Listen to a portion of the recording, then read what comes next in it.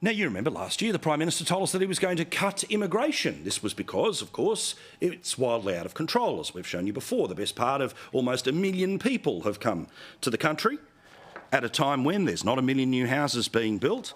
In fact, I remember the headlines at the time that Labor is determined to halve the record post-pandemic migration. In fact, the Prime Minister even said this on 3AW.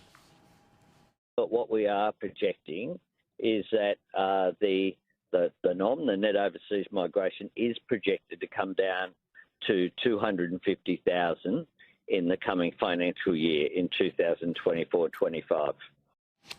Now, of course, one of the problems with too many people coming in and not enough infrastructure being built, specifically housing, is the rental queues. They are as long as they currently are, where places like in Ipswich, even a two-bedroom joint that is available, more than 100 people try to apply for it.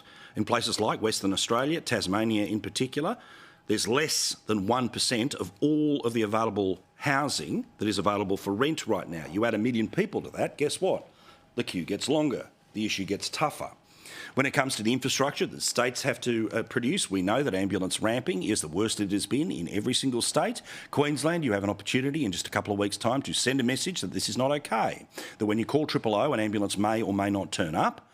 If you are in the back of the ambulance, you may or may not, but most likely will end up sitting in the back of the ambulance because there's no room in the hospital. Why? Because in part 1 million more people have been added to the country.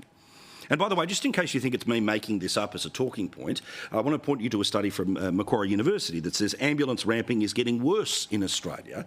Now, they suggest what can be done about it, but there is a whole collection of data points there that prove what I have said, that this thing is out of control, that it is a problem in almost every single state where we are at record numbers because there are record numbers of people trying to call an ambulance if it is ever needed at any one time. So you see, migration matters because more people, well, they do sometimes create more problems.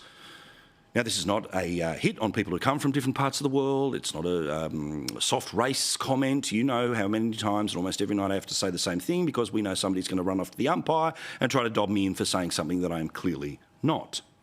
But guess what? The government is about to miss its own target, the one that was apparently going to dramatically drop things by 100,000 people. Yes, an entire MCG is how wrong they have got it. Australia's net migration target for the last financial year risks being overshot by as much as 100,000. Labor likely to eclipse its targets on the current annual intake as ongoing strength in domestic jobs market keeps workers in Australia and attracts overseas arrivals.